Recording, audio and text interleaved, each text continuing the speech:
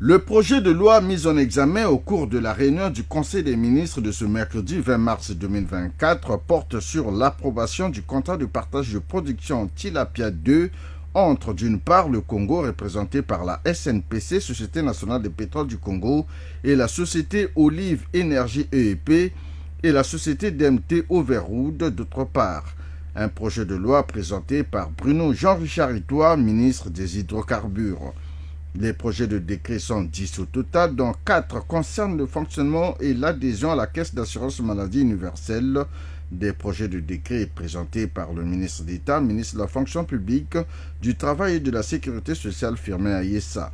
Il fixe les modalités de reversement des cotisations, d'affiliation et d'immatriculation des assurés, le montant des cotisations et les conditions d'ouverture, de maintien, de liquidation, de suspension et de fermeture du droit aux prestations.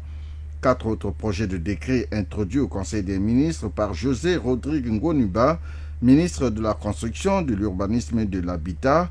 portent sur le guichet unique informatisé. Il s'agit notamment des attributions, de l'organisation et du fonctionnement de ce guichet unique, le contenu du dossier de demande de permis de construire, la procédure d'obtention du certificat de conformité en matière de construction et la procédure d'obtention du permis de démolir un bâtiment.